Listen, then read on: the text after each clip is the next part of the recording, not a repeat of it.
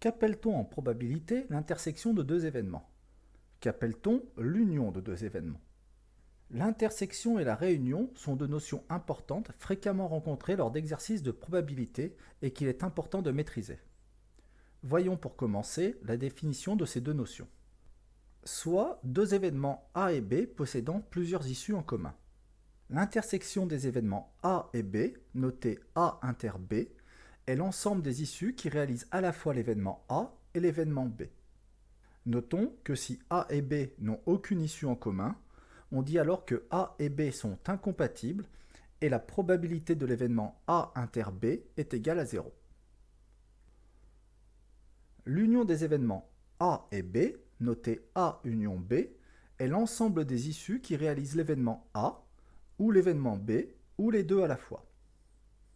De par leur définition, les probabilités des événements A union B et A inter B sont liées par la relation la probabilité de A union B est égale à la probabilité de A plus la probabilité de B moins la probabilité de A inter B. Cette formule est couramment utilisée dans les exercices de probabilité. Il est donc nécessaire de bien la connaître. Maintenant que nous avons vu les définitions de l'intersection et de l'union de deux événements, voyons comment les appliquer à l'aide d'un exemple. Supposons un jeu de 32 cartes dans lequel on tire une carte au hasard et trois événements définis tels que l'événement A, la carte tirée est un cœur. L'événement A est constitué de 8 cartes. Sa probabilité de réalisation est donc de 8 sur 32. L'événement B, la carte tirée est un roi. L'événement B, lui, est constitué de 4 cartes. Sa probabilité de réalisation est de 4 sur 32. L'événement C, enfin, la carte tirée est un trèfle.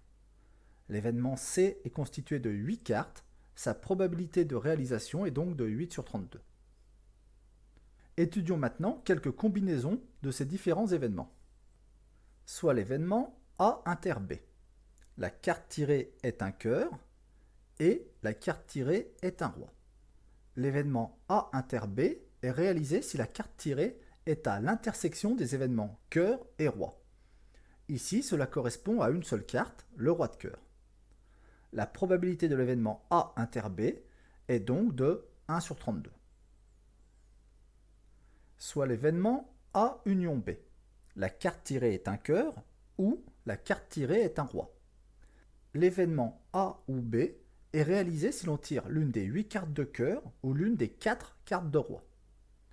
Attention toutefois, on peut observer que le roi de cœur appartient à la fois à l'événement A et à l'événement B. Il faut donc faire très attention à ne pas le compter deux fois. Pour déterminer la probabilité de l'événement A union B, il faut donc compter toutes les cartes de l'événement A, ici 8 cartes de cœur, plus toutes les cartes de l'événement B, ici 4 cartes de roi, moins toutes les cartes qui se situent à l'intersection des événements A et B, ici une seule carte, le roi de cœur.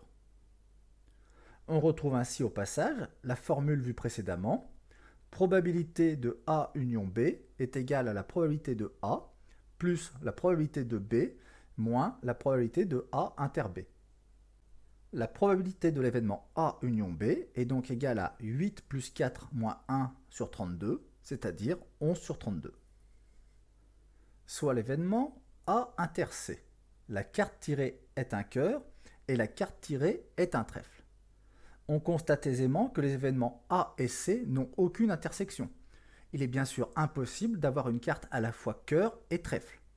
Les événements A et C sont dits incompatibles et la probabilité de l'événement A inter C est de 0. Soit pour finir, l'événement A union C. La carte tirée est un cœur ou la carte tirée est un trèfle. L'événement A ou C est réalisé si l'on tire l'une des 8 cartes de cœur ou l'une des 8 cartes de trèfle. Comme il n'y a ici aucune intersection entre les deux événements étudiés, la probabilité de l'événement A union C se calcule de façon très simple. La probabilité de l'événement A union C est égale à la probabilité de l'événement A, 8 sur 32, plus la probabilité de l'événement C, également 8 sur 32, ce qui fait 16 sur 32. Voilà, vous savez maintenant à quoi correspond l'union ou l'intersection de deux événements. Comme vous avez pu le voir, ce n'est pas très compliqué. surtout si vous utilisez une représentation graphique, type tableau double entrée ou diagramme logique, pour vous aider.